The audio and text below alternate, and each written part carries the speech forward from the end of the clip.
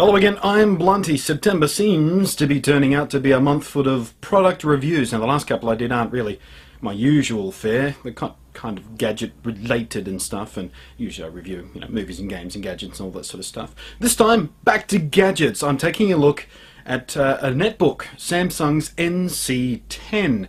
So let's not waste any further time with me dicking about in front of the camera and show you what I'm talking about and talk about what I'm going to be talking about. That made very little sense. Here's the netbook. Okay, to give you the quick rundown on the tech specs, we're looking at a machine that sports a 160GB hard drive, a built-in 3G wireless broadband modem, 1GB of RAM, an Intel Atom N270 1.66GHz processor, a 10.2-inch widescreen, and it weighs just 1.33 kilograms. So let's get to what actually matters. What is this little bugger actually like to use? Well, let's start at one of the most useful features, the built-in 3G modem. The software it comes with is surprisingly simple and elegant. Even the most gadget-challenged grandmother can work this one out. Click the big fat-ass button and bam, you're connected to Optus's 3G data network at up to speeds of 7.2 megabits a second. That's it. That's the whole story. It's that easy. In my time with the Samsung NC10, I had no problems with connection speeds or dropout. The wireless hardware seems absolutely rock solid, and I was getting consistently high speeds. Enough to do what it is we all love best, and that is burn time watching YouTube videos. And I could do it without having to do that crap we have to pause and wait for the video to load for a while and then play. I could just load and play. Bam, the streaming buffer would stay nicely ahead of the playhead. And to my joy, the little beastie, unlike some other netbooks I've owned or played with, has enough juice to go full screen and keep the playback smooth.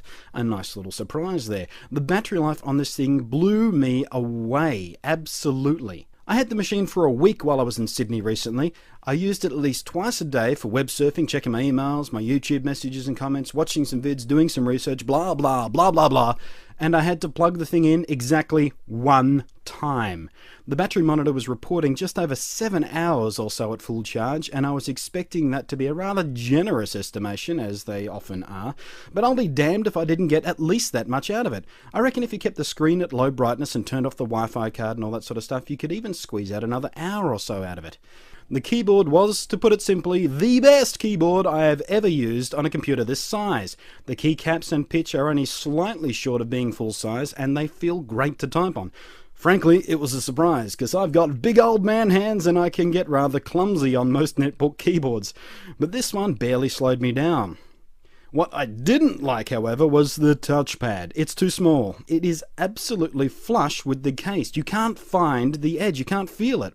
Which means I was often swiping my finger right off the end of the thing without even knowing it. Basically, I had to keep looking down at the thing to make sure I was still on it. You do gradually adjust and get used to it, kind of, but it's still a piece of crappy user interface design as far as I'm concerned. You should be able to use this thing without having to look where your fingers are.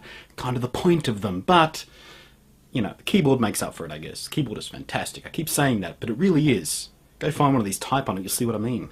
On the body, you've got your usual complement of input-output interfaces. On the right side, a VGA port for an external monitor, a USB port, and your headphone, microphone, and line-in connections. On the left, the power input, a standard Ethernet jack, and 2 more USB ports. And of course there's the requisite webcam built into the screen bezel, and it's actually pretty decent camera. More than good enough for Skype video calls or a quick YouTube blog. And in the front of the machine you've got an SD memory card reader, handy for offloading those photos and videos when you're travelling around. The whole fit and finish of the Samsung, like most Samsung products I've owned, actually, is superb. It feels and handles like a very well built and solid piece of kit. Although the gloss black finish is, of course, a fingerprint and smudge collector like you wouldn't believe. If you're a bit obsessive compulsive about such things, this might drive you completely and utterly insane. To wrap it all up for you, aside from the moderate misery that is the touchpad, this really is easily the best netbook I've ever had my greasy mitts on. It's nippy, it does everything you're going to need a netbook to do for you. The Optus 3G wireless broadband worked flawlessly, and it's well designed and built tough enough so you're not going to be worried about the inevitable knocks and bingles it's going to have in its life as a road warrior machine to keep you connected as you travel. Frankly, I was a little sad and disappointed when I had to actually return the review sample unit that they let me borrow. I wanted to keep it.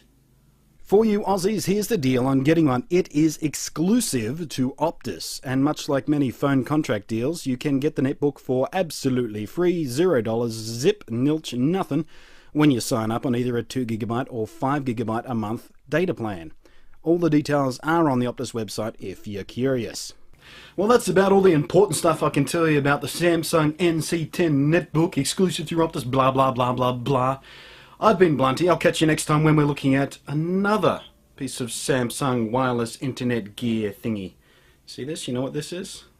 This is kind of exciting. So join me next time. Talk about this thing. I have to give that back as well. That's kind of disappointing. Sometimes I get to keep the stuff I review, sometimes I don't. I like it when I get to keep them. Catch you next time.